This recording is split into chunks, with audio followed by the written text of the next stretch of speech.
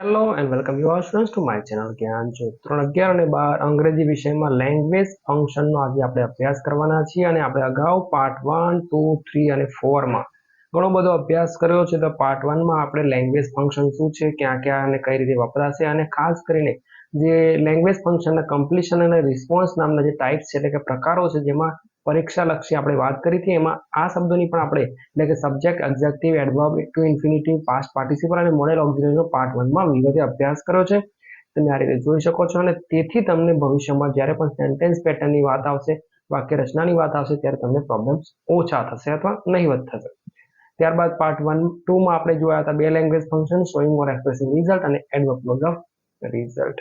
ત્યારબાદ પાર્ટ 3 થી આપણે વાત કરીએ તો એક્સપ્રેસિંગ મેનર થી લઈને proposition, habitual action in past, કન્ડિશનના પણ બે પ્રકાર જોઈ લીધા અને ચોઇસના પણ બંને પ્રકાર આપણે જોઈ લીધા છે.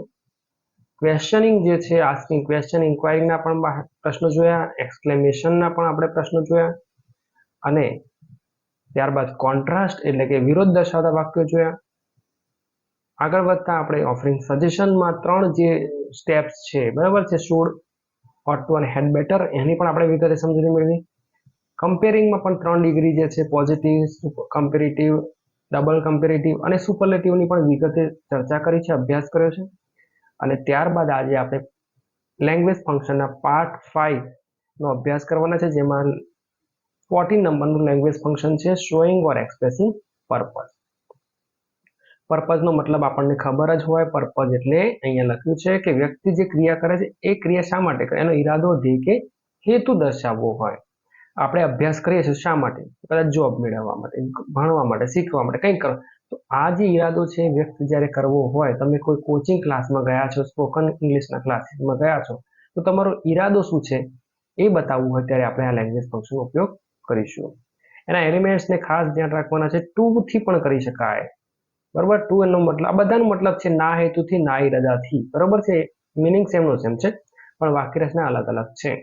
ટુ ઇન્ફિનિટિવ થી પણ કામ થઈ શકશે, ઇન ઓર્ડર ટુ થી પણ થશે. એની વિગતે ચર્ચા આપણે કરવાના છે, પણ અત્યારે એલિમેન્ટ જોઈએ. ફોર થી થશે, વિથ અ વ્યૂ ટુ થશે, સો ધેટ અને ઇન ઓર્ડર ધેટ જેવા લેંગ્વેજ એલિમેન્ટ્સ છે.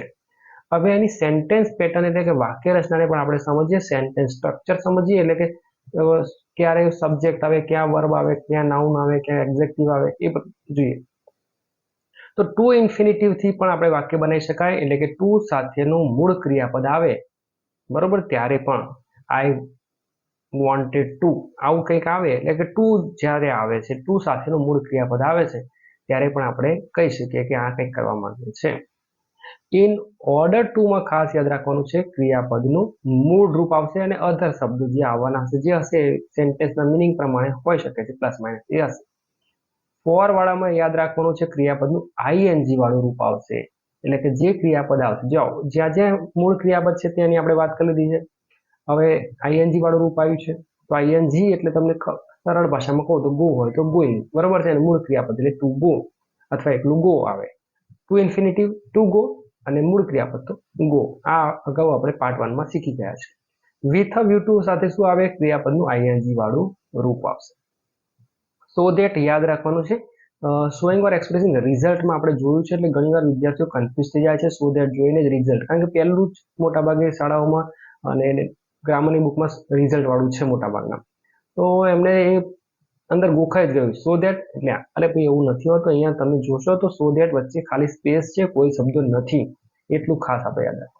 સો ધેટ કરતા આવશે કેન, મે, કુડ અને માઇટ આવશે. કેન અને કુડ વર્તમાન કાળ માટે આવશે અને કુડ અને માઇટ ભૂતકાળની સ્થિતિ માટે આવશે. ત્યારબાદ ક્રિયાપદનું મૂળરૂપ. મૂળરૂપ એટલા માટે છે કારણ કે મોડેલ ઓક્ઝિલરીઝ છે અને એના પછી તમને ખબર જ છે હવે એ રીતે શબ્દો આવશે, બરોબર. એટલે પ્રેક્ટિસ કરશો તો થોડોક સુધારા પણ થશે, કદાચ ક્યાંક તમને નવા વાક્ય પણ શીખવા મળી શકે. ઇન ઓર્ડર ટુ વાળી વાક્ય રચનામાં કરતા કેન અને કુડ, મે અને માઇટ પ્લસ ક્રિયાપદનું મૂળરૂપ હશે. થોડા વાક્યથી સમજવાનો પ્રયત્ન કરીએ. એકનું એક વાક્ય એટલે કે એકને ક્રિયાપદ આપણે રાખ્યું છે જેથી સરળતાથી કામ થાય. જો હી જોઈન્ડ આર્મી, આર્મીને જોઈન કરી ટુ સર્વ, ટુ પછી ક્રિયાપદનું મૂળ રૂપ છે. ટુ પછી શું છે? ક્રિયાપદનું મૂળ રૂપ છે. He joined army in order to serve. અહીંયા પણ જો તમે ટુ સર્વ એટલે કે to infinity, to serve to infinity.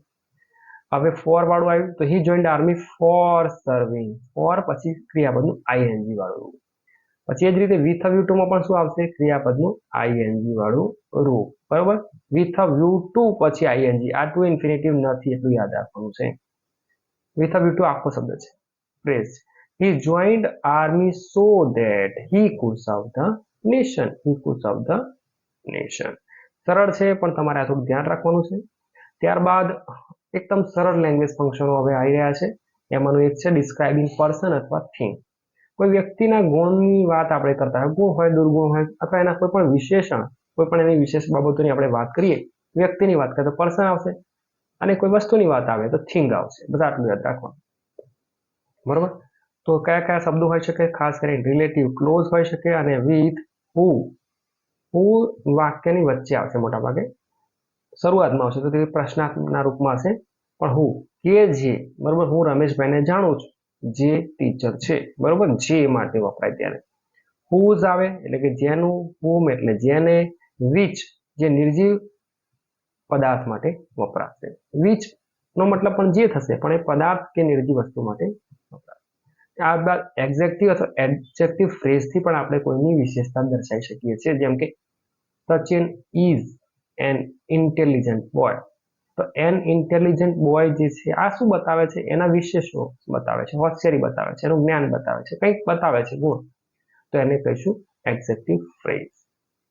એટલે એકને સાથે વધારે શબ્દો હોય. ફ્રેઝ એટલે બે ત્રણ શબ્દો, શબ્દ સમૂહ. હુની વાત કરીશું આગળ. વ્યક્તિ હશે, હુ હશે, અને ક્રિયાપદ આપેલું હશે. વ્યક્તિ હશે કોઈ, હુઝ હશે, નાઉન હશે, ક્રિયાપદ હશે. હુઝ નાઉન એટલે હુઝ કાર. બરોબર. જેની car. Whose pen, whose novels, whose dramas. બરોબર. આવું હોય એટલે એ રીતે તમારે સમજી લેવાનું, પણ નાઉનમાં પાછું કન્ફ્યુઝ ના થાય એટલે થોડું સમજી. વ્યક્તિ હશે, કોઈ વ્યક્તિ હશે રમેશભાઈ, હોમ પછી કરતા હશે આઈ, હી ઇઝ રમેશભાઈ, હોમ આઈ નો.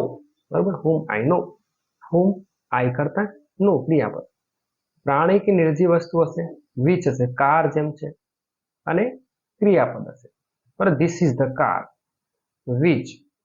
બરોબર. Which is own by Rameshbhai. બરોબર. આવું કંઈક ક્રિયા એટલે તમે પ્રેક્ટિસ કરશો. ઘણી વાર શું છે કે નાઉન, વિચ આ બધું આ રીતે વાક્યોના નિયમો બનાવવાના જોઈશું તો તકલીફ પડશે. એટલે તમે પ્રેક્ટિસ કરશો તો ઓટોમેટિક આવી જશે. યુઝ ઓફ એડજેક્ટિવ અને એડજેક્ટિવ ફ્રેઝ પણ આપણે કરી શકાશે. જેમ કે અહીં આપણે લખ્યું છે કે he is really an intelligent boy. આ રીતે ઇન્ટેલિજન્ટનો યુઝ કરીને, એડજેક્ટિવનો યુઝ કરીને પણ કરી શકાશે. એકથી વધારે એડજેક્ટિવ હોય અથવા એકથી વધારે શબ્દો હોય તો એને એડજેક્ટિવ ફ્રેઝ કહેવાય. Do you know Jaya who is a famous singer? જે અહીંયા who is a famous singer એવું નથી પૂછ્યું. જયા જે છે ને, who is a famous singer છે. જયાની જ વાત છે, આ કોણ નથી, જે છે. Payal met Snehal whom she missed a lot. whom પછી કરતા ક્રિયાપદ, વ્યક્તિનું નામ. બરોબર છે. એટલે તમે થોડીક પ્રેક્ટિસ કરશો તો થોડું ઇઝી છે. આ કઈ બહુ ભારે છે અને ડિસ્ક્રાઇબિંગ પર્સનમાં. Uma whose project won the first prize is my friend. બરોબર. વ્યક્તિની વાત હોય તો પર્સન, વસ્તુની વાત હોય તો થિંગ. જેમ કે અહીંયા આવ્યું. હવે જો આઈ લાઈક ધ પિઝા, પિઝાની વાત કરી છે. Which is made by my mother, જે મારા મમ્મી દ્વારા બનાવ્યા હોય એવા પિઝા મને ગમે છે. બરોબર. ઇઝી છે. ત્યારબાદ ડિસ્ક્રાઇબિંગ પ્લેસની વાત કરીશું અથવા ટોકિંગ અબાઉટ પ્લેસ. સ્થળનું કોઈ વર્ણન કરવાનું હોય એના માટેનો સરળ શબ્દ એક તો વેર છે. વેર હોય, વેરેવર હોય એટલે કે જ્યાં જ્યાં ક્યાંય પણ. એની સમજૂતી આપણે જોઈશું. સ્થળનું વર્ણન કરવાનું આવે એટલે આપણે લેંગ્વેજ ફંક્શન વપરાયું છે એમ માનવા. લેંગ્વેજ એલિમેન્ટ કયા કયા છે?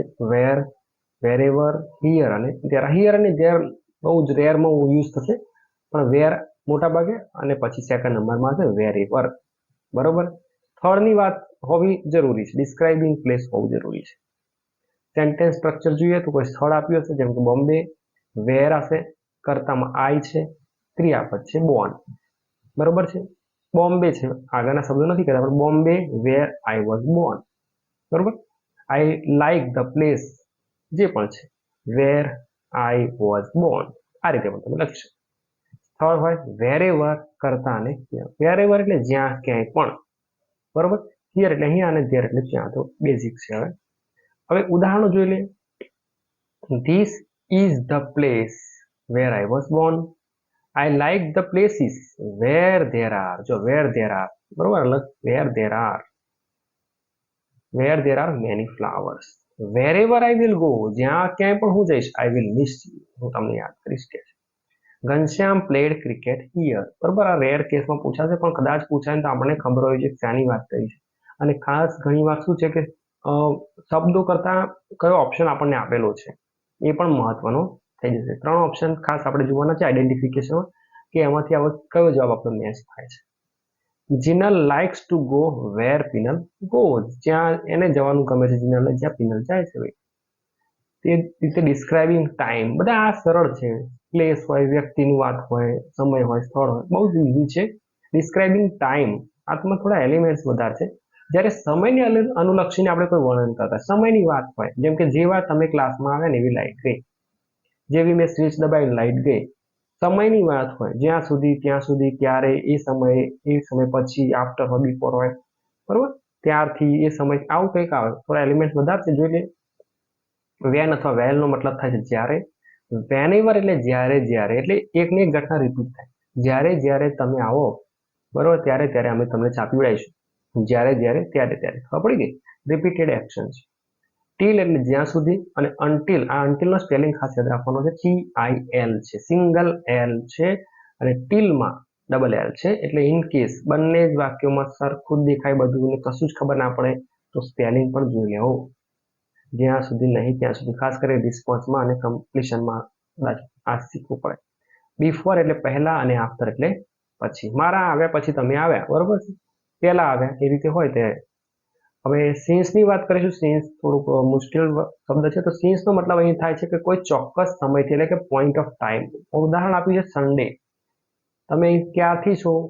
તો સન્ડેથી છીએ, રવિવારથી છીએ, 1947 થી છીએ, અથવા 10મી ઓક્ટોબરથી છીએ. આ પ્રકારે પોઈન્ટ ઓફ ટાઈમ આપ્યો હોય, સિંગલ પોઈન્ટ હોય આટલેથી. બરાબર, ડ્યુરેશન હોય તો નીચે આવશે, ડ્યુરેશન વાળું જોઈ લઈએ. ફોર નો મતલબ થાય છે કોઈ સમય દરમિયાન, એટલે કે ડ્યુરેશન ઓફ ટાઈમ. બંને સમજવાનું છે. સિન્સમાં પોઈન્ટ ઓફ ટાઈમ આવશે અને આમાં ડ્યુરેશન એટલે સમયગાળો. ઉદાહરણ છે 10 વર્ષથી, 1947 થી 1950. ભારતમાં આંદોલનો થયા, આ આંદોલન થયા, આ વર્ષથી આ વર્ષમાં થયા. એક સમયથી બીજા સમય વચ્ચેનું અંતર આપ્યું હોય, સમયગાળો આપ્યો હોય તો ફોર યાદ રાખવાનું, FOR સ્પેલિંગ જોવાનું, અને સિન્સ એટલે પર્ટિક્યુલર પોઈન્ટ ઓફ ટાઈમથી હોય. એઝ સુન એઝ નો મતલબ સમજ્યું, જેવા કે તરત જ, અને નો સુનર ડીડ ધેન, કોઈ ઘટના બની કે તરત જ બીજી ઘટના બની. એક ઘટના અને બીજી ઘટના સાથે બની હોય, બરોબર છે, તો નો સુનર ડીડ. અને આ ડીડ છે યાદ રાખવાનું છે ખાસ, અને ધ્યાનમાં સ્પેલિંગ યાદ રાખવાનું છે. નો સુનર પછી ડીડ આવશે. સિમ્પલ પાસ્ટ ટેન્સ ગણો કે જે ગણો ડીડ લખવાનું છે. ડીડ હશે એ યાદ રાખવાનું. હાર્ડલી, સ્કેર્સલી અને બેરલી સેમ જ છે, પણ હેડ શબ્દ યાદ રાખવાનો થશે. અને એનો મતલબ છે ભાગ્યે જ કે તરત જ. બરોબર છે. હવે થોડાક સેન્ટેન્સ પેટર્નની વાક્ય રચના એટલે જોઈ લઈએ. એઝ સુન એઝ પછી શું આવશે? કર્તા પ્લસ ક્રિયાપદ આવશે અને પ્લસ અધર શબ્દો આવશે. નો સુનર ડીડ ખાસ યાદ રાખવાનું, ડીડ આવશે, કર્તા આવશે, મૂળ ક્રિયાપદ આવશે, કારણ કે ડીડ આવી ગયું છે એટલે તમને ખબર છે, પછી મૂળ ક્રિયાપદ આવે. અને ધ્યાનમાં સ્પેલિંગ ખાસ જોવાનું છે. હાર્ડલી, સ્કેરલી અને બેરલી પછી કોઈ શબ્દો હશે, હેડ હશે, પ્લસ કર્તા અને બાકીના શબ્દો હશે. આ PDF તમે મેં કીધું છે અગાઉ પણ વિડીયોમાં વાત કરી છે, ડાઉનલોડ કરશો અને યુઝ કરશો. ફ્રી ઓફ કોસ્ટ છે. આપણો ઈરાદો છે કે બધા પ્રજ્વલિત થાય, એનલાઇટન છે. આપણે શું છે કે હેપી ટુ હેલ્પ, મદદ કરવામાં આનંદ છે. અને ખાસ એની PDF ને યુઝ કરશો તો મહત્તમ માર્ક્સ મેળવી શકશો. ટેલિગ્રામ ચેનલ જ્ઞાનજ્યોત પર ફ્રી ઓફ કોસ્ટ ઉપલબ્ધ છે. ફ્રી બિફોર એટલે સાદો ભૂતકાળ, અને પછીનું વાક્ય પૂર્ણ ભૂતકાળ વાળું હશે. બરોબર છે, આ ખાસ યાદ રાખવાનું. પછીનું વાક્ય બિફોર એટલે પહેલા. બરોબર, એક ક્રિયા અને બીજી ક્રિયા વચ્ચે જ્યારે પહેલાની વાત આવે, એટલે કે હું આવ્યો એ પહેલા જો તમે આવ્યા હોય તો એ વધારે ભૂતકાળ થઈ ગયું, એટલે એને એક કહીશું તો પાસ્ટ પરફેક્ટ થઈ ગયું. બરોબર, અને આ સાદું વાક્ય હશે પછી આફ્ટર અને પૂર્ણ ભૂતકાળ હશે. બરોબર, એના પછી થયું છે. જે ઘટના પહેલા થઈ હોય એ પાસ્ટ પરફેક્ટમાં આવે, અને જે પછી થઈ હોય, બરોબર, લેટેસ્ટ હોય, એને આપણે કહીએ સિમ્પલ પાસ્ટ. સ્ટે હિયર, અહીંયા રોકાવ. ટીલ આઈ કમ, હું આવું ત્યાં સુધી. ડોન્ટ ડુ, કશું ના કરશો. અનટીલ આઈ પરમિટ યુ, જ્યાં સુધી હું તમને પરમિશન ના આપું કશું જ કરશો નહીં. સમયની વાત કરે છે till until. Students don't enter class before teacher. વિદ્યાર્થીઓ શિક્ષક પહેલા પ્રવેશ કરશો નહીં. બિફોર શબ્દ છે. Speak after me. મારા પછી બોલો. He is working in this company for 10 years. કેટલા વર્ષોથી, વર્ષ કહીશો, વર્ષો જે કહે, ફોર સમયગાળો બતાવે છે, યાદ રાખવાનું છે. સિન્સ અને ફોર પેપર સેટર કન્ફ્યુઝન કરવા માટે ઘણીવાર એવા ઓપ્શન પણ મૂકી દે. ફોરે લખે, સિન્સે લખે, પણ પાછળ 10 years લખે તો ફોર 10 years આવે, સિન્સ 10 years ના. Bhavik has been reading since Monday. Point of time હોય તો આ રીતે since. Hitesh came in the room as soon as he heard the noise. એક વસ્તુ થઈ ઘટનાનો, જેમ કે નોઇઝ ઓફ પિયાનો સાંભળ્યો અને તરત જ ભાઈ આવી ગયો છે. હવે આગળનું લેંગ્વેજ ફંક્શન છે ગિવિંગ ઓર એક્સપ્રેસિંગ રીઝન. રીઝન એટલે કારણ. કારણનો આપણે ગુજરાતી કહીએ તો બહાનું બનાવ. કારણ સાચી વાત છે, એક્સક્યુઝ હોય ખરેખર બહાનું એટલે. પણ રીઝનનો મતલબ છે તમે શાળાએ મોડા પડ્યા અને તમે કહો કે સાહેબ બસ ચૂકી ગયો તો, સાયકલના ટાયરનું પંક્ચર થઈ ગયું હતું, કંઈક બીજા પ્રોબ્લેમ થયા તો તમે જે રીઝન બતાવો છો, કારણ, એટલે લખ્યું છે કે જ્યારે કોઈ ઘટનાનું કારણ દર્શાવવાનું હોય ત્યારે આ ફંક્શનનો ઉપયોગ થશે. કારણે, ના હોવાના લીધે. બીકોઝ. બીકોઝ શું બતાવે? કારણ. Since, because of, on account of, owing to, due to શબ્દો છે. હવે આની વાક્ય રચના પણ આપણે જોઈએ. આ શબ્દો ખાસ આઈડેન્ટિફિકેશનમાં સરળતા રહેશે, પણ કમ્પ્લીશન અને રિસ્પોન્સમાં ખાસ આપણે ધ્યાન રાખવું. તો પહેલું વાક્ય હશે પરિણામ દર્શક વાક્ય હશે બીકોઝ આઈ વોઝ લેટ. પરિણામ. હવે એનું કારણ શું? Because I missed the train. બરોબર. એટલે કારણ અને પરિણામને તમારે ધ્યાન રાખવાનું. કયું પરિણામ, એટલે કે પરિણામ પહેલા આવે પછી કારણ આવે. બીકોઝ. સિન્સ અને એઝ. આ સિન્સ પાછું સમય વાળું નથી. સિન્સ એટલે કારણ કે વાળું છે અને વાક્યની શરૂઆતમાં આવશે. અને એઝ પણ આવી શકે છે. એઝ આપણે ઘણીવાર જોયું છે, કદાચ કમ્પેરિંગમાં જોયું છે, મેનરમાં જોયું છે, પણ યાદ રાખવાનું કઈ વાક્યની શરૂઆતમાં આવશે. એઝ પછી કારણ દર્શક વાક્ય આપ્યું છે, આ ખાસ ધ્યાન રાખવાનું. બીજા બધા જોયા કરતા અહીં જોવાનું કારણ હોવું જોઈએ એઝ પછી. અને પરિણામ દર્શક વાક્ય હશે. એના ઉદાહરણો આપ્યા છે આપણે. પછી બીકોઝ ઓફ હોય, ઓન અકાઉન્ટ હોય, ઓવિંગ ટુ હોય, ડ્યુ ટુ હોય, પછી કારણ દર્શક શબ્દ સમૂહ હોઈ શકે છે. મેચ ચાલતી હોય તો ઘણી વાર આપણે લખેલું આવે છે કે મેચ સ્ટોપ ડ્યુ ટુ રેન. જો એ લખી દે મેચ સ્ટોપ ડ્યુ ટુ રેન, તો જોઈએ સ્ટાર્ટ કરીએ એક્ઝામ્પલ. He is late. બરોબર છે. બીકોઝ એ કેમ મોડો છે? Because he missed the bus. પરિણામ છે, કારણ છે. મેચ સ્ટોપ બંધ થઈ ગઈ છે due to rain. Due to rain. Due to rain. વરસાદના લીધે. Jagruti left her work because of ના લીધે. કોણ છે? કોમલ. ના લીધે. Because of Komal. નામ. As Kinjal worked hard she passed the exam. કારણ કે કિંજલે મહેનત કરી છે ભાઈ, સી પાસ થઈ. ખબર પડે છે. એઝ કારણ રીતે વપરાયું છે. Jyoti joined our team because she like it. શા માટે જોડાઈ છે? કારણ કે એને ગમી અમારી ટીમ. ઓવિંગ ટુ ઇલનેસ અથવા હર ઇલનેસ. આરતી છે. Owing to her illness Aarti was on leave yesterday. બીમારીના કારણસર. બીમારી યાદ રાખવાનું. બીમારી કહું છું, બીમાર નહીં, બીમારી. બરોબર. એટલે એ યાદ રાખવાનું છે. ઇલનેસ આવે, ઇલ ના આવે. એ ઓવિંગ ટુ ઇલનેસ. બરોબર છે. 19 નંબરનું વાક્ય છે ડુઅર નોટ ઇમ્પોર્ટન્ટ અથવા ડિસ્ક્રાઇબિંગ પ્રોસેસ. પેસિવ વોઇસની વાક્ય અને પેસિવ કન્સ્ટ્રક્શનની વાત આવે. પેસિવ કન્સ્ટ્રક્શનની સરળ ભાષામાં આપણે વાત કરીએ તો કરતા ક્રિયા મહત્વની હોય.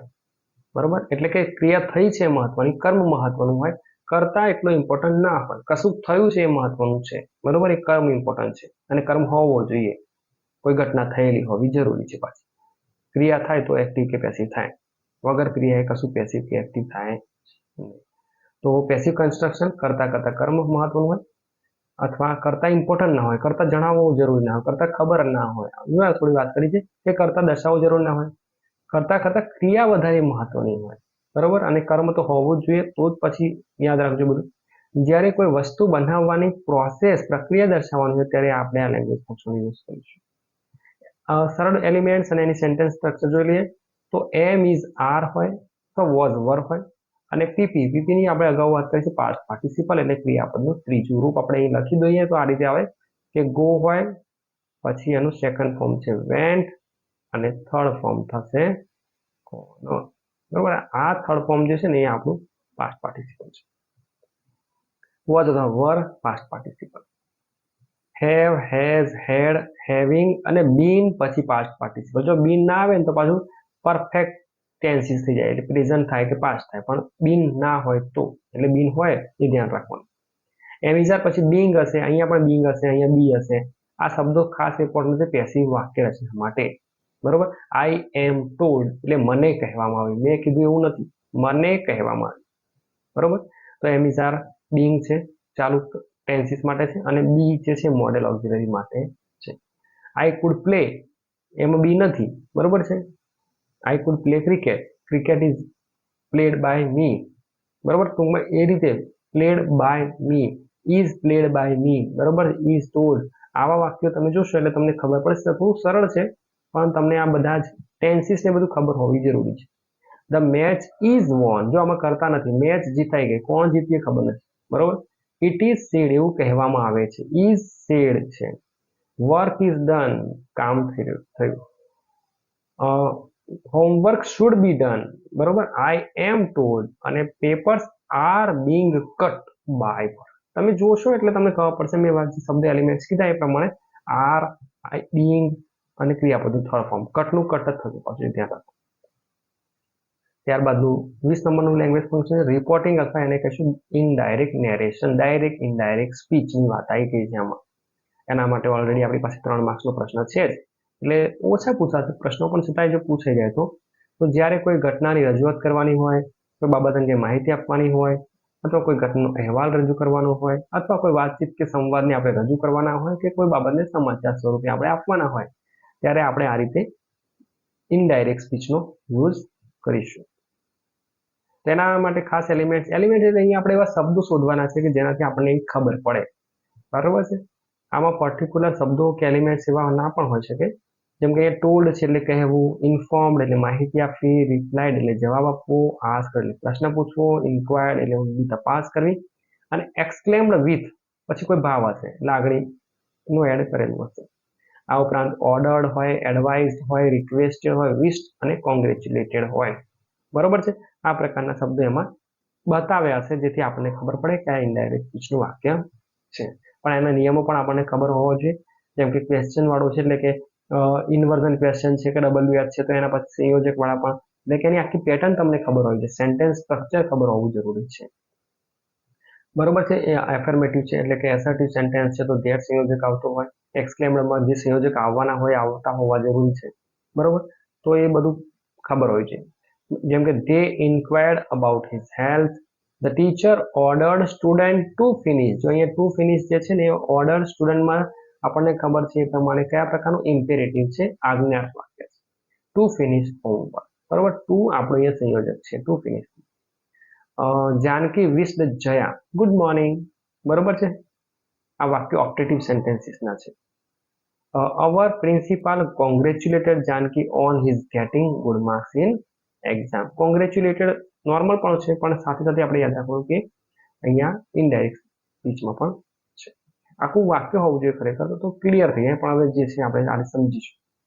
હેરી exclaimed with joy to Chaitali that she played well. બરોબર છે, આ ટૂંકમાં ટેન્સ પ્રમાણે પ્લસ માઇનસ એ બધું ઘણા બધા ચેન્જીસ કરી શકાશે, પણ અધૂરા વાક્યો છે એટલે ઘણા આપણને કદાચ કન્ફ્યુઝન કરી શકે, પણ આપણે એટલું યાદ રાખવાનું છે કે આ શબ્દો હશે, અને ડાયરેક્ટ ઇનડાયરેક્ટમાં જેને થોડી ખબર પડતી હશે એને આમાં કશો જ પ્રોબ્લેમ આવવાનો નથી.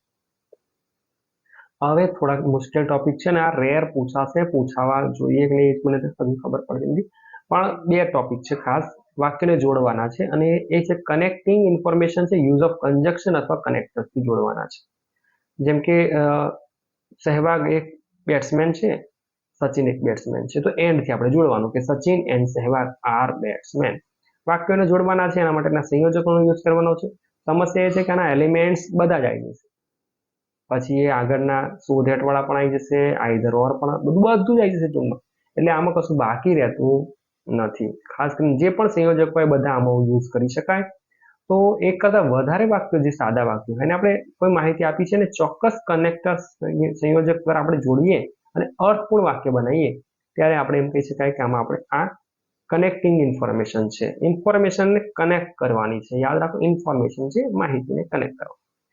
બીજી વાક્ય છે સિન્થેસિસ એક્સપ્રેશન, એટલે કે સિન્થેસિસ પણ લખેલું હોઈ શકે છે. કનેક્ટિંગ વાળું અલગ છે, સિન્થેસિસ વાળું અલગ. બધાને સમજી આ શું છે?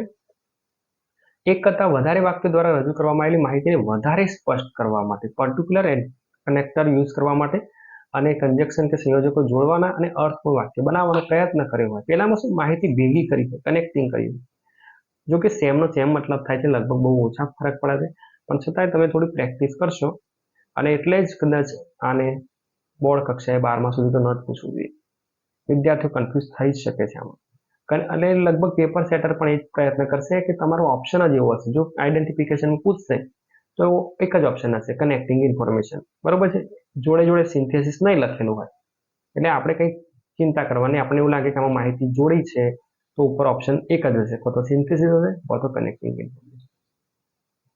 ઓકે, આ એલિમેન્ટ છે. તો શું છે 21 અને 22 નંબરના જે એલિમેન્ટ્સની વાત કરીએ તો થોડીક સમસ્યા થઈ શકે છે. અને જો એનો તફાવત થોડોક સમજીએ તો એટલો જ છે કે લેંગ્વેજ ફંક્શન નંબર 22ના ફંક્શનમાં રજૂઆતને વધારે સ્પષ્ટ કરવા માટે વાક્યને પ્રમાણમાં થોડુંક મોટું પણ કરી શકે છે. થોડુંક વ્યવસ્થિત ડીપમાં સમજાવ્યું હશે.